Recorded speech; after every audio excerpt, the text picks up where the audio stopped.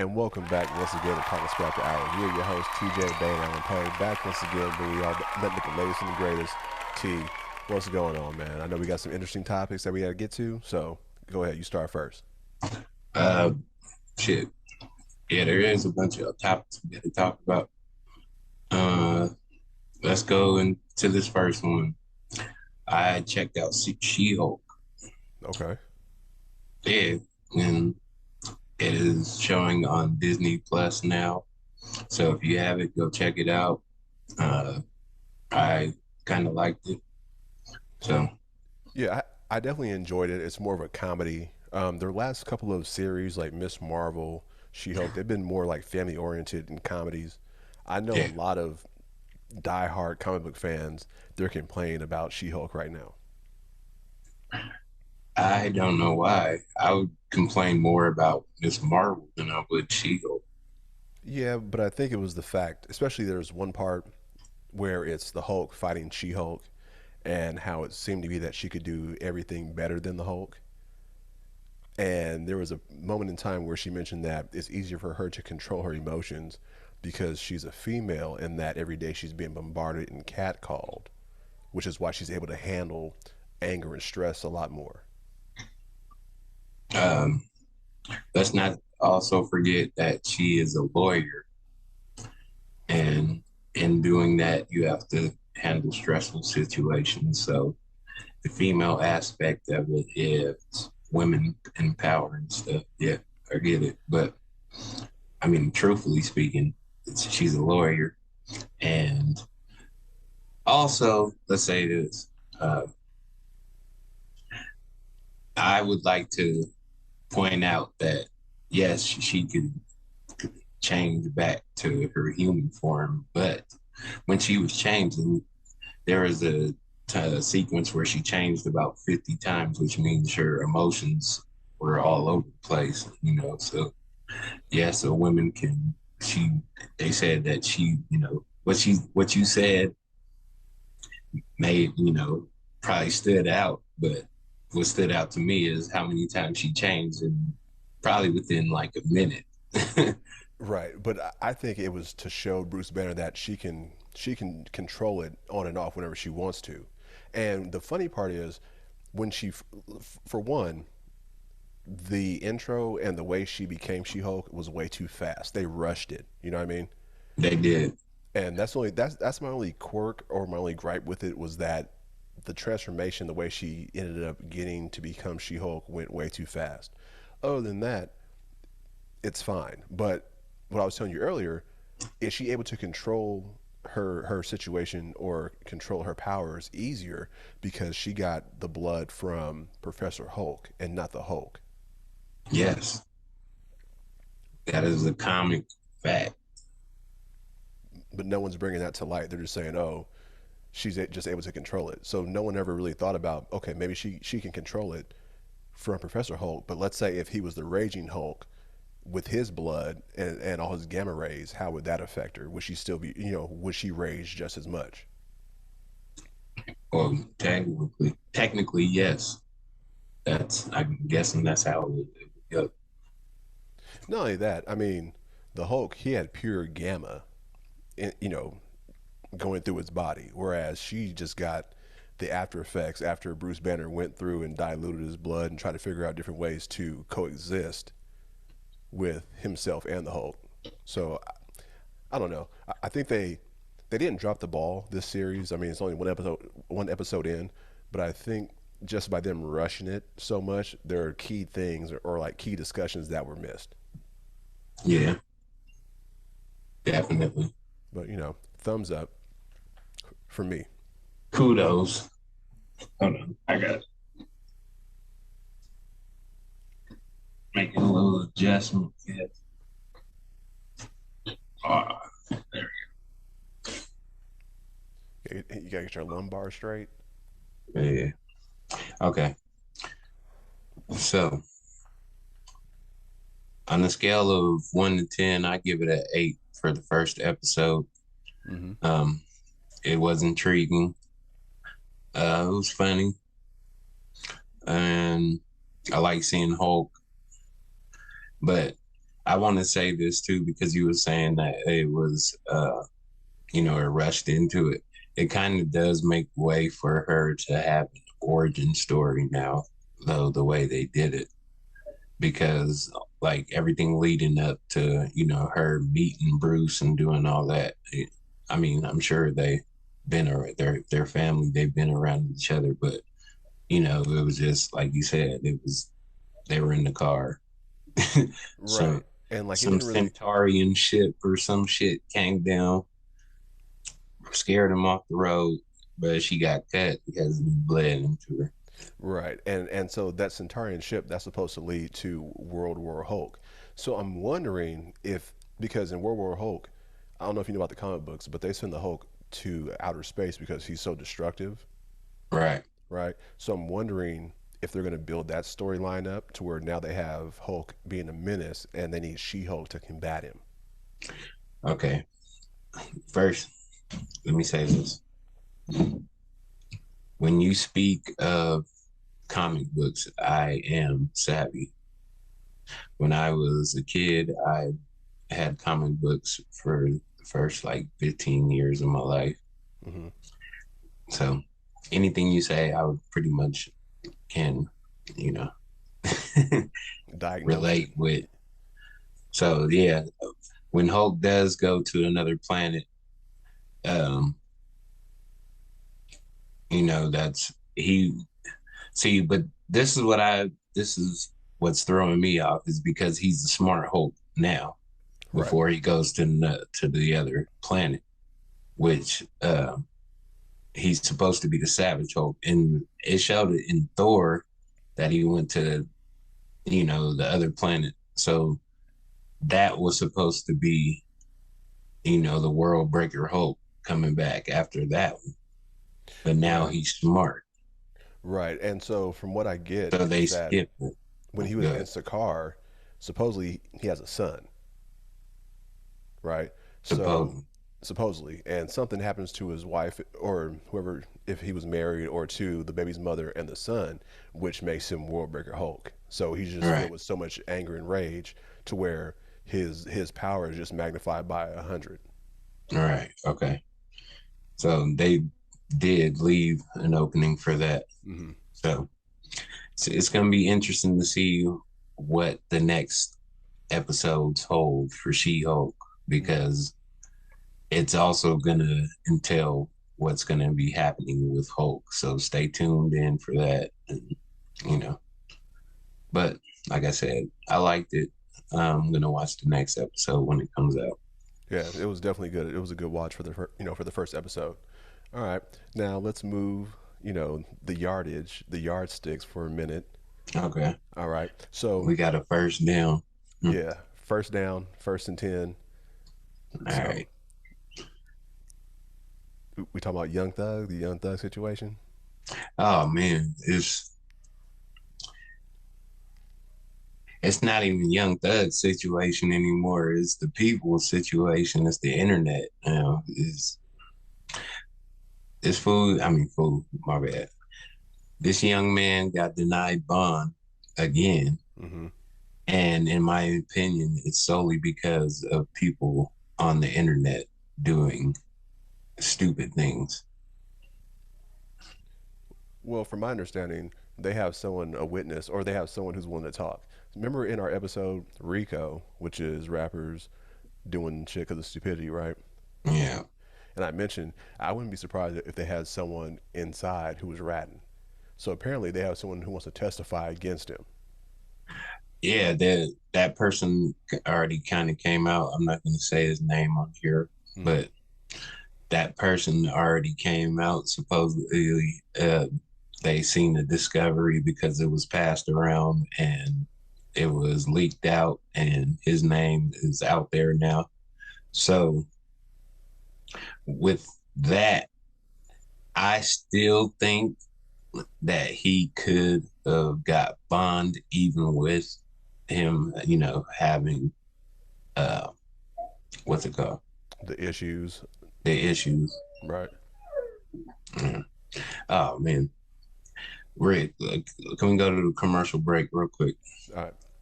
We're We'll right take a back. quick, we'll be right back in 2 seconds here. Give us a second and we will be talking or continuing about Young Thug. Yes, So sir. give We're us right a back.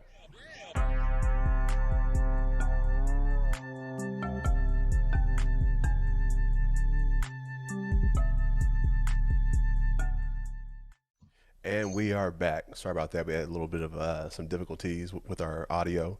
But hey, so back to Young Thug. What were you saying?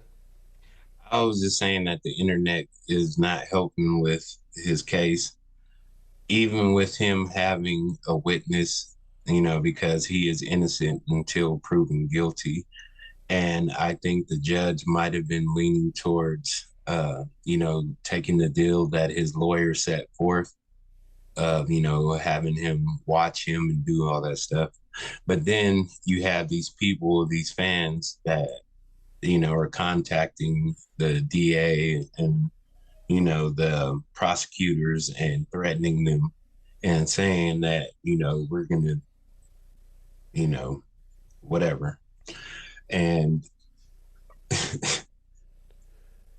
just with them saying that, it's like it's helping with their case for holding him in there because it's saying that he can influence people. And if he's out,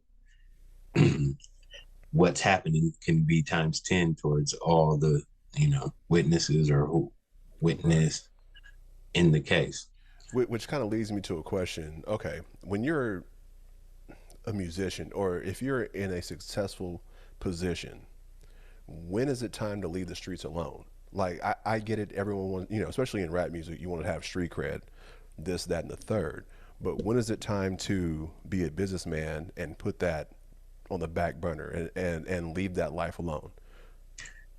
When you first get serious about it, when you decide that I'm going to be, what is it, a rapper or a musician, Right. that's when you need to leave the streets and leave it alone. Because I don't care if you're on the streets at that very time and you decide, but that's when you need to leave. If you're going to decide to do that, then do it. And let's get this straight, man. Let's just get this out in the open. This is not about lyrics no more. So save all that shit. Right. It ain't about lyrics. Yeah. I don't know. So It's a very sad situation, and you know, but you got to lay in the bed that that you make. You you can't, make you can't have one toe in, one toe out. You got to just either be all the way out or all the way in. right. So and that kind of goes for a lot of you record labels, and those artists. Like, hey, if this is what you want to make your life, you want to have the cars, the jewelry, the family, and the homes. Okay, if you feel that you're big enough to be an artist of that magnitude, you need to leave the streets alone. Yes. I want to say something too. I'm gonna add to that. Hmm. The jewelry aspect. Yeah, motherfuckers just gotta stop buying all this jewelry, man. Like it depreciates so fast. You get these custom jewelers and like, man, these dudes is they just they they duping y'all, man. Y'all want a chain and all this shit. Like, you can't even resell the chain because it got your name on it. You know what I'm saying? So like cut the jewelry out, man. But that's Get you a part. nice piece. Hey, well, it's part of the culture It's part of the because culture, they part of the look. they made it part. Kind of like you Not were, everybody. Go kind of like ahead. you were saying, get you one custom piece. But see, that's another thing about the internet. So imagine if you got yourself one nice piece, right? And you wore that one piece all the time. You would get bagged on. So So I think that's why they keep getting more extravagant with all the jewels and things of that stop nature. being sensitive, man. Cause straight up, don't be sensitive. Like at least you got a piece. It's real. You know what I'm saying? It ain't gonna depreciate because it's yours. You know what I'm saying? And the value of it because it's only one piece and it's that one piece. So say if you go down, say if you was Tupac and his patented Mac 10 little piece that he had on his that he wore, Hmm. and how much you think that's worth now? I mean, it's probably worth a third of what he paid for it. But since it belonged, Nah, no, no. Okay, okay. but You're talking. let's say if he sold it back to the jeweler and then someone else came in and be like, oh, this was Tupac's piece, so they can raise the price. So it all depends on who owned it before. You know what I Well, mean? that's the thing, though, is that it doesn't matter who owned it.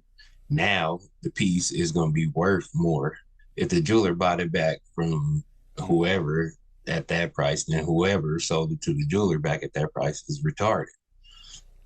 Because now, since Tupac passed away, Right. Yeah. and that was his most significant chain, which you see in most of his pictures, you know what I'm saying? Like that one piece, there's one person in this world that will pay 500 G's, $1 million just to have that piece because it, like you said, it is Tupac's. Definitely. So Yeah. the value of that one piece went up significantly. You're absolutely right. Yeah. Definitely. So now, like I'm saying, like Lil Baby and all, I'm gonna use him for an example. He's getting all these custom pieces, but just imagine if he passed or like he got to a certain level and or if he even got to a point where he needed money and he has this one custom piece that everybody knows from, everybody's gonna want that one piece, so they're gonna cash out. If there's like 15 of them there, then like if he has 15 pieces on his neck, they're gonna be like, oh, okay, let me get that one for, I'll give you 20 G's for it, or because you got that one. But if you get his very first one that he got or something, it's significant. So all I'm just saying with the jewelry, man, is you get people are getting duped. Mm-hmm. And yes, it does go with the culture because it was added. You don't have to have jewelry to make a statement. You know what? As I get older, I've become a huge fan of like the subtle pieces. Like, it's a watch, but it has like a leather band on it. But that watch Right. costs just as much as a bust down. You know what I'm saying? Well, But it looks subtle. You wouldn't know unless you asked that person. right. I'm not talking about a Rolex. I'm not talking about like Yeah. anything Man. expensive, but it's still a nice piece that's pretty expensive, but it's subtle. You know what I mean?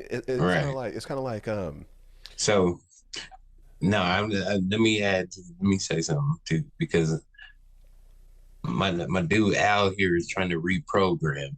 Is you don't have to have a nice shiny Rolex on your wrist, you know what I'm saying, to be, you know, to feel like, successful.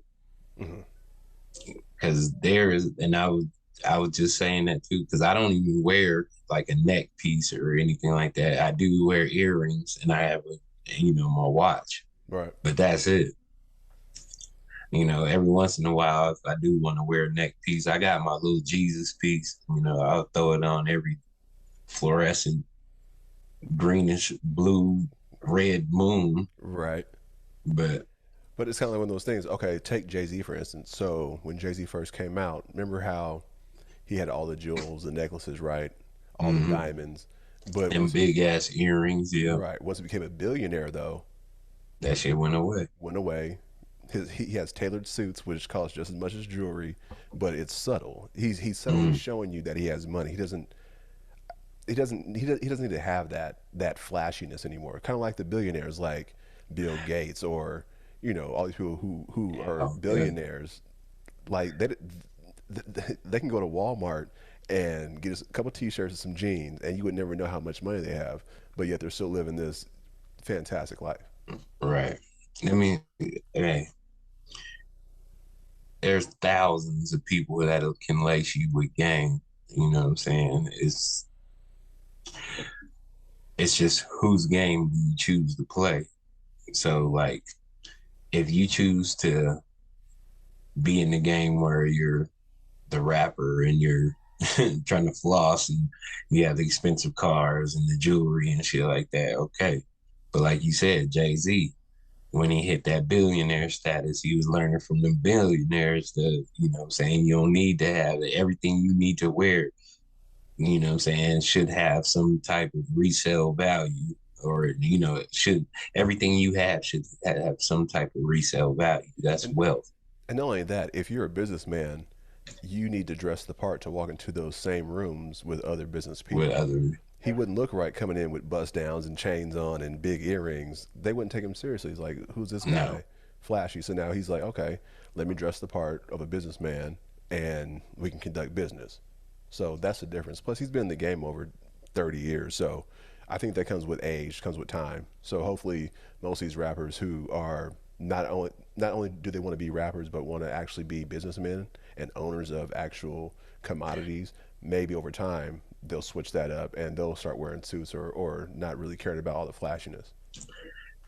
if you are going to be a rapper, fuck that. You need to be a businessman. It should be rapper slash businessman. Mm. Don't just be a rapper anymore. You need to know what's happening to your own finances. You need to be able to see what's going on with your shit, because yeah, I've seen too many of these stories of how, oh, I let my family member handle my finances and they went broke, or I let this dude, that dude, that whatever handle my finances and broke. If you are a rapper, you should know Where your money's some, going. yeah, you should know exactly where your money's going. So therefore, you need to, rapper Sorry. should equal businessman as well. Fuck that.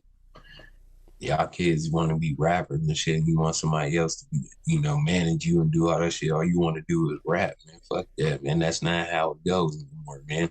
It's a business. It's a business. You can, yes, it's just like the NFL, it's just like pro sports. You know what I'm saying? A very few make it. But when you get there, it is up to you to be able to, you know, um, know what's going on with your finances. Fuck that. And I'm glad that you brought up the NFL. So one of the biggest stories of this offseason has been of my beloved Chicago Bears and Roquan Smith trying to get a contract extension, right? Oh man. Now, they didn't come to an agreement, so he's going to play out his final year of his rookie contract. Yet, he does not have an agent to represent him. He's been representing himself. So, do you think that's a good idea to not have representation, or do you think it's better to represent yourself I when it comes think to it's, when it comes to contract negotiations? let me say this, and this is just ties into exactly what I just said, is if you're going to represent yourself, you need to know the business part of that comes with representing yourself. Mm-hmm. Because this is where the people get you at, and this is how it also happens in court too, is when you go into court, say if you go into court and you want to go pro se, which you want to represent yourself, and they're going to spit all kinds of legal jargon that you don't know, and they're going to do it on purpose because they know that you don't know it. Mm-hmm. So it's the same thing for the NFL, which is, these are contract negotiations. Contracts are definitely legal terms. So they're going to be saying all these legal things to him, and they're not going to dumb it down for him. So I would imagine that Roquan Smith chose to do this because he was educated on finances and contracts and stuff, the legality part of it. But if he wasn't, and he just chose to do this because he thought he was going to save money, then Yeah, that's wrong. that's idiotic. Because what the agents get, like, what, 3%? It So depends. It depends. Like they can get anywhere from 1% to 15%, depending on you. the agent, well, and then depending on the agent, like, Right. what happened to that big time agent that used to represent T.O.?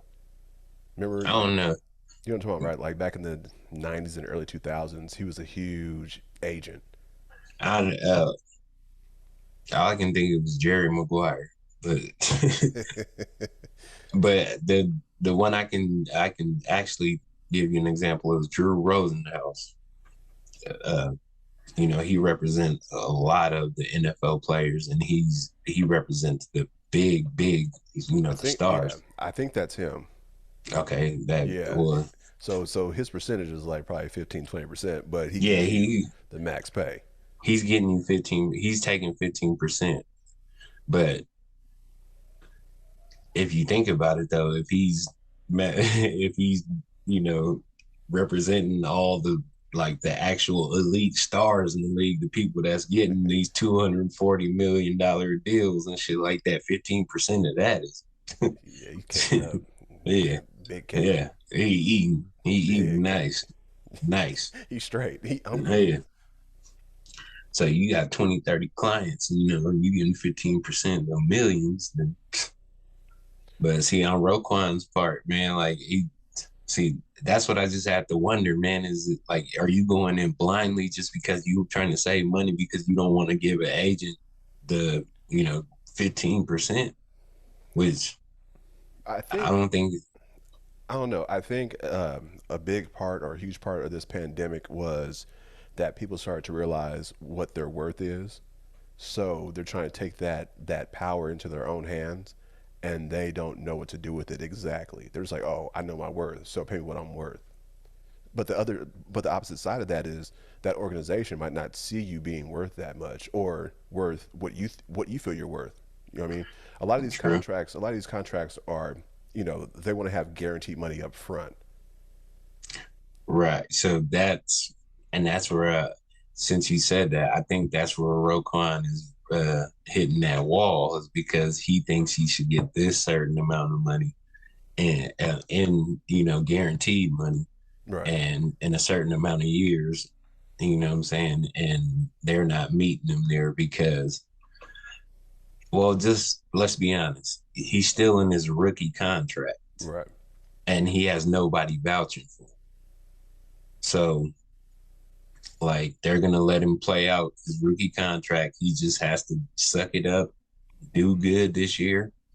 And if he makes an all pro team or whatever the hell, then you know, it'd be then I think he has some leverage and he can actually, go in and negotiate an actual contract. But Me until personally, then, go ahead.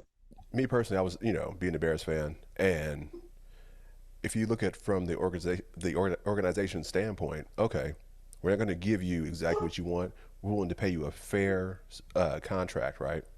Right. Okay, it might be on the back end, but let us help this young quarterback who we feel is a franchise. Let's build around him to where the whole team's successful, and then at the end, you can either reconstruct your contract and get more money towards the end, and then you're happy instead of getting it all up front to where you're gonna be playing for a bullshit team for the next 4 or 5 years. See, but this is where, and this is why he needs to an agent at the beginning stages of his, career.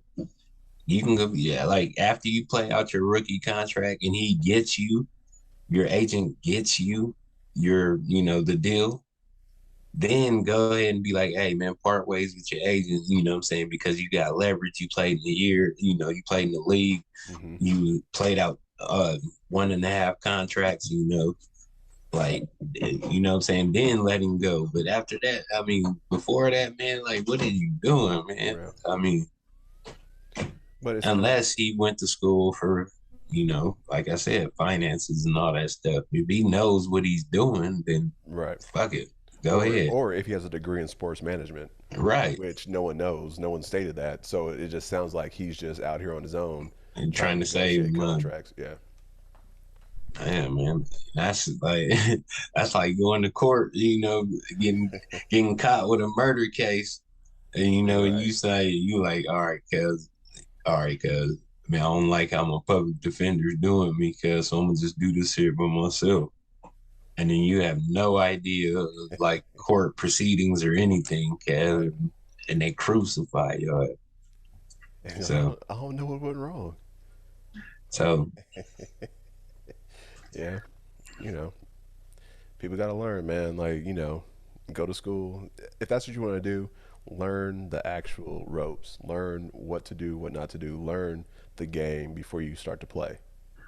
You know what that and with saying that though, it's just makes you think like, okay, not just being a rapper, you don't have to know about your finances. That's basically anything you do in life, you should know about your finances. Like, you know what I'm saying? Whether you hustling, whatever the hell, you should Yep. know about your finances. So you're gonna have to learn some type of business aspect of something, period. Know So your just yeah. Know your portfolio. right. Otherwise, because there's gonna be the next motherfucker that know it, and he see that you don't, and he gonna get on. You know what I'm saying? He gonna get over on you, And and then it you go, happens so many times. and then you're gonna wonder why. How come he got this? He just came into the Mm, league, and I've been here for 8 years, and I didn't get this. Well, he knows his shit. mm, So facts, but twisting it up a little bit. You know what I'm saying? Talking about some more positive stuff going on with the NFL. You know, I took the time to wear my Chiefs stuff because the NFL is back. And next week, I believe next week is the week one, right? Or is it it's the week after, 2 weeks. okay? So, but anyways, man, I'm so excited.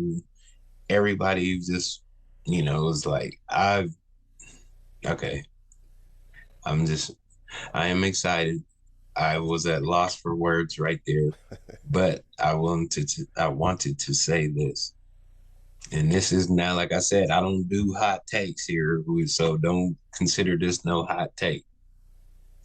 We are going to be fine without Tyreek Hill.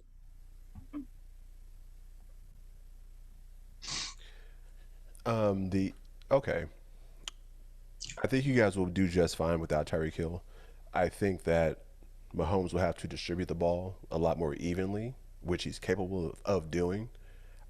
The only thing is he There doesn't is no have only thing.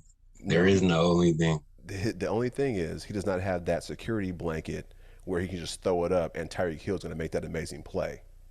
That's the only difference to get him out of trouble.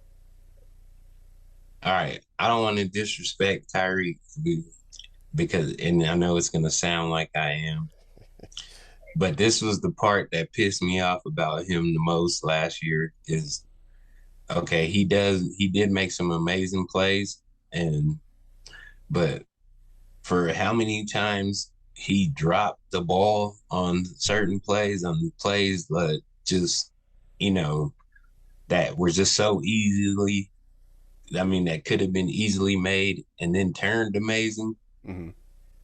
It just pissed me off so mad. So yes, I was happy when he did after he made the plays, but when the ball was in the air going to him, I was literally like, "Oh man, you better catch this shit, man! Like, come on, cause you better catch this shit." So Yeah, but he always came through. I mean, he's one of the greatest receivers to where he can take a 3 yard slant and go 80 yards. I mean, just with his speed and natural talent alone. So I'm wondering to see how well the Chiefs will have that big play ability. we still got it. We still got it because what's the dude from the Packers? Mark. I don't want You guys got to. Marquez yeah, Valdez Scantling or Scantling. yeah, you got That boy got heat.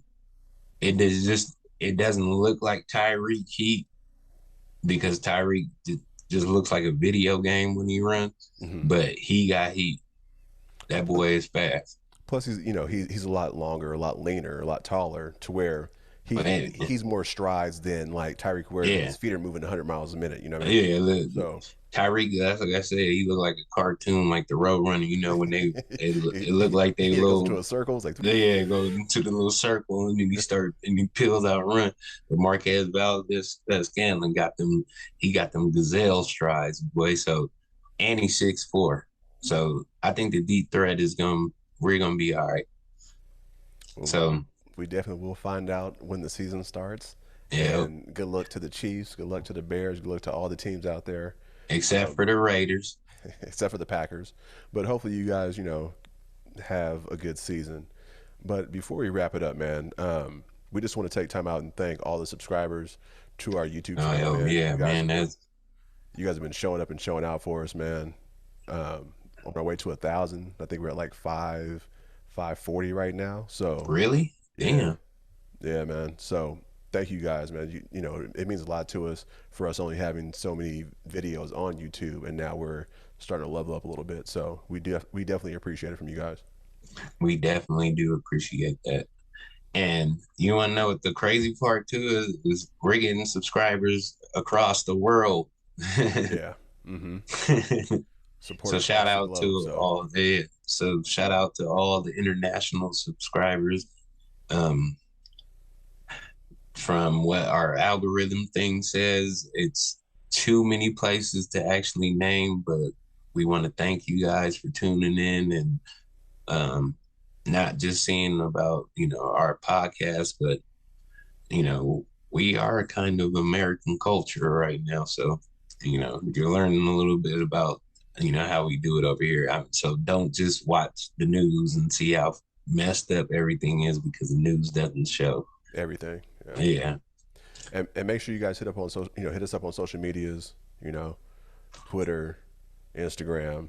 We love to hear from you guys, talk to you guys, and get more feedback on how we can present you guys with a better show. Definitely. And please go on our Twitter account, because especially if you love sports, because we talk a lot of mess on Twitter. And, Yeah.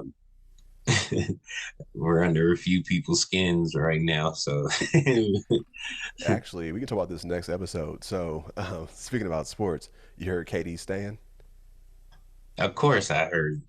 I didn't have to hear it. I knew But also, Steve Nash is staying as well. I knew that as well. So we'll see. The magnifying glass is on the Brooklyn Nets right now, but we can get into that next episode. You know what I'm saying? We'll talk about that next episode, because we did talk about that in the past, about how the sportscasters come up with these narratives and shit like that. And we already know what like smart, savvy people already know what's going on. So yes, sir. But anyways, yeah, go ahead. I'll take this bridge. And thank you guys once again for listening to Talkin Spit After Hours. We're your hosts, TJ Bay and Alan Poe. If you like it, you like it. If you love it, you love it. We love y'all. See y'all next week. Peace. Deuces.